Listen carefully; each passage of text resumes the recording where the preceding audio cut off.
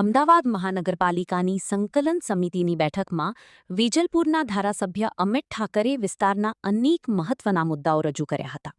અમિત ઠાકરે જણાવ્યું કે લાંબા સમયથી રાહ જોવાઈ રહેલો મકરબા બ્રિજ હવે 31 જુલાઈ સુધીમાં તૈયાર થઈ જશે. બ્રિજ શરૂ થયા બાદ બળિયાદેવ મંદિર નજીક ટ્રાફિકની સમસ્યા સર્જાય નહીં તે માટે અગાઉથી યોગ્ય આયોજન કરવામાં આવે તેવી માંગ તેમણે તંત્ર સમક્ષ કરી છે.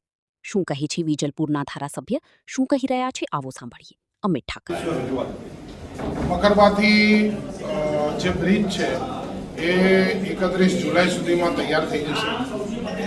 ત્યારે બ્રિજ ઉપરથી લોકોના વાહનો જાય ત્યારે અહીંયા બુઢભવાની બ્રિજ છે ત્યાં ફાટક બંધ કરી એની બાજુના રોડને થોડા વાઇડનિંગ કરી ચામુંડા અંડરપાસ જે લેફ્ટમાંથી સેટેલાઇટ તરફ જવાનો અંડરપાસ છે ત્યાં નવો રોડ બનાવી અને સેટેલાઇટ તરફ જતો જે વાહન વ્યવહાર છે આને વધારે સારી રીતે ખોલી નાખવું જોઈએ એની ચિંતા આજે બળિયાદેવ વેજલપુર ખાતે ટ્રાફિક જામના દ્રશ્યો ભવિષ્યમાં ન થાય એની આગોતરી ચિંતા કરવા માટેની વાત મૂકી.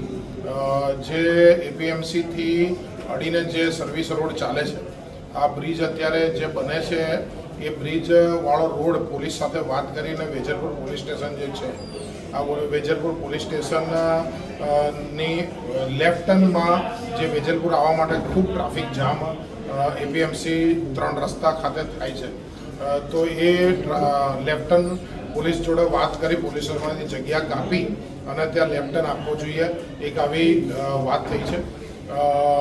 અલબુર્જ 4 રસ્તા ઉપર જે પ્લોટ 3740 મીટરનો જે પ્લોટ એ કોર્પોરેશનનો પ્લોટ છે જે એ પ્લોટની અંદર સરખેજ પોલીસ સ્ટેશન માટે પોલીસે મારી માગણીના આધારે ત્યાં આગળ પોલીસ સ્ટેશનની જે કહેવાય કે સંમતિ આપી છે એટલે કોર્પોરેશને પ્લોટ એમને આપવાનો થાય તો એ સંમતિ તાત્કાલિક આપી અને ત્યાં અલબુર્જ 4 રસ્તા પાસે સરખેજ પોલીસ સ્ટેશન આવે એની પણ મેં અહીંયા માગણી મૂકી છે.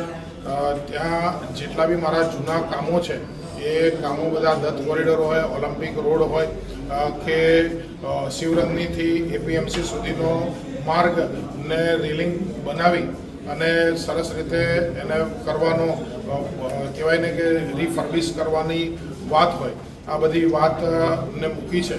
એટલે કુલ મળીને જે બધા કામો હતા એ 8000 મીટરની સ્કૂલ હોય, વુમન સ્કિલ ડેવલપમેન્ટ સેન્ટર હોય કે વુમન હોસ્ટેલ હોય આ બધા જ કામો એમાં ગતિ આવે આ પ્રકારની વાત એ માનનીય કમિશનર સાથે થઈ છે. ऐसे ही अन्य खबरों के लिए चैनल को सब्सक्राइब कीजिए. खबरों का नोटिफिकेशन पाने के लिए बेल आइकॉन को जरूर दबाएं.